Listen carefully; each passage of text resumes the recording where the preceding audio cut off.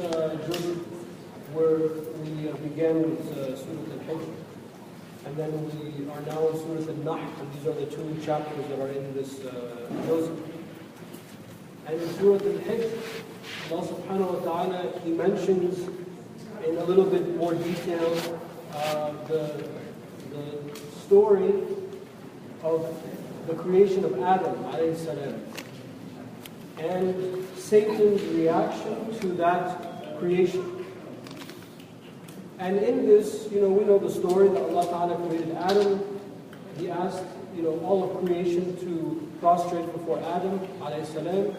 And then Iblis, he refuses. And in this chapter, Allah Ta'ala gives us a little bit more detail, and He says that Satan is, kicked out of that paradise. And he says to Allah Ta'ala, I'm going to wait for your creation on the path. And I will do everything that I can to make them fall from that path. But even Satan, he says, except those people, except your servants who have ikhlas, who have sincerity. This is our story. This is the most important story that we have, because it is, each one of us is on this path.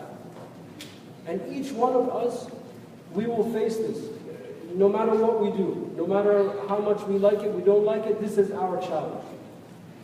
And this is the one being that Allah Ta'ala told us in the Quran, this is your enemy. This is your sworn enemy. So what does Satan do? Satan, he makes things look good. Satan is the ultimate spin doctor. He's the ultimate marketeer. Just change the name. We'll call it a digestive and spirits instead of alcohol. We'll call it a challenge instead of a calamity. You just change the name, and then everything's okay. And this is the tazyeen of Satan. And each one of us, we have our own weakness. Some of us, we do this. Some of us, we like this. Some of us, we have a weakness for this. Some of us, we have a weakness for that. And then Satan comes on that weakness, and he just turns it a little bit. And then you start to say to yourself, yeah, it's a good idea. I'm going to buy that 5th car. Yeah, doesn't Islam allow me to marry more than one woman? I'm going to go marry 3. And then you start to say this to yourself, yeah, that's a sunnah. And you see people like this, they have no Islam in them whatsoever, but this is the only thing they know about Islam. I'm going to do it. This is sunnah. This is what the Prophet ﷺ did. And this is how Satan comes to you. He just makes things look good. He's the ultimate spin doctor. And this is why chapter in, chapter out, story after story after story, Allah Ta'ala tells us about this. Because one of the things that we're fortunate with is we know about this trick, we know about this plan. And this is why we need someone to take us by the hand, to teach us how not to fall into that. And this is why that word, that phrase, إِلَّا عِبَادِكَ الْمُخْلَصِينَ, except your sincere servants. How do you get this ikhlas? Think about that in light of this story. Allah Ta'ala tells us, the Prophet ﷺ says, on Yawm al-Qiyamah, Allah will call so and so, and he'll say, tell creation, what did I give you? You gave me knowledge. I went to this university, I went to that university, I studied with this person, and I taught people your religion. And Allah Ta'ala says, you lie. You lie. You only did this so people will say about you that you are a learned person. Into the hellfire. You, come here. Tell creation, what did I do for you? I memorized the Quran, I took time off of school, I memorized it in all of its recitations. I have the most beautiful, not Sujadi, this is hypothetical.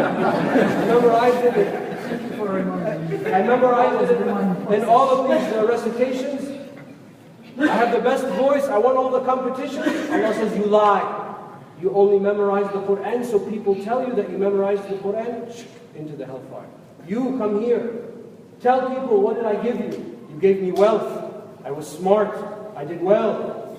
I got all the right degrees, all the right universities. I went to all the right school jobs. I became a partner. I became an owner. 7 figures, 8 figures. And I gave.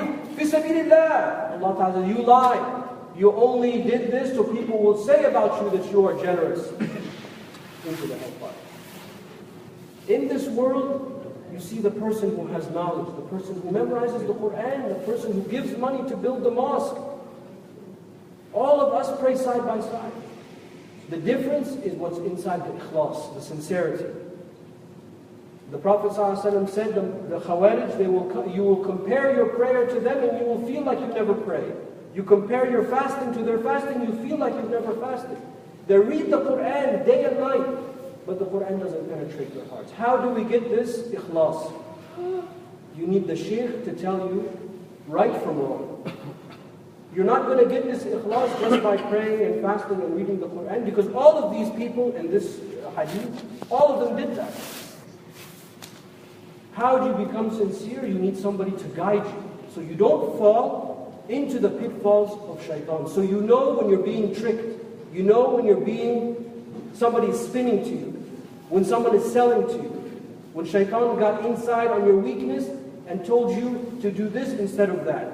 The shaykh guides you. And the Prophet ﷺ said that this religion is serious, so look to who you take your religion from. And this is why we need the shaykh to guide us, to tell us how outwardly we all look the same, but how inwardly we become sincere. And then we find ourselves in Surah An-Naḥl. Allah Ta'ala tells us in Surah An-Naḥl that He has established all these things for us, the rivers and the mountains and the animals. And He names the chapter for the smallest thing that He mentions in the chapter, which is the bee. And a lot of times Allah Subhanahu wa Ta'ala, He does this. He mentions the most minute thing to show us His greatness and His power. Think about the bee, how it's swarming around, how it takes the pollen from here and it goes back and it builds this unbelievable structure and creates this unbelievable nectar, that in it is healing for us, in it is sweetness for us, in it is everything that is good, and it's just buzzing around.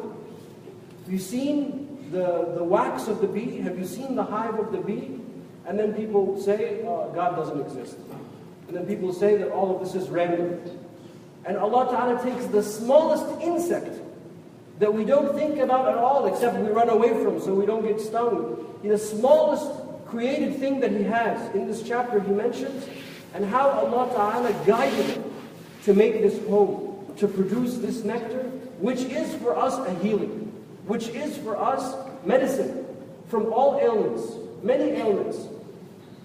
The sweetness of the honey, the sweetness of the bee, and how there are all these families and armies of bees, and how they go about all of their business without making any mistakes, and how no matter where they fly and zoom around, they come back to the hive to pollinate, to create the honey for us.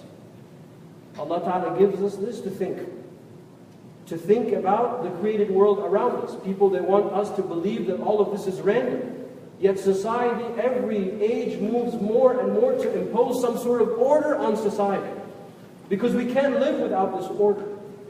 We breathe oxygen. We drink water. Water is hydrogen, 2 hydrogens and 1 oxygen. Imagine if you just took the hydrogen and you split it. Can you drink that? You will create destruction from that. Yet that same molecule mixed with oxygen we drink and is pure. Do we think about these things? Allah guided this and created the oceans for us to drink from, and created the tree and the cotton that grows that we make our clothes from, and the wool of the lamb that we make our winter clothes from, and the fruits from the trees and the animals and all of this ecosystem.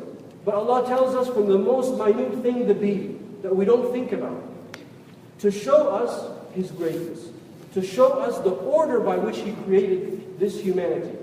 And what did we just read? وَإِن تَعُدُّوا نَعْمَةَ اللَّهِ لَا تُحْصُوهَا. And if you count Allah's favors on you, His bounty on you, you will never be able to encompass it.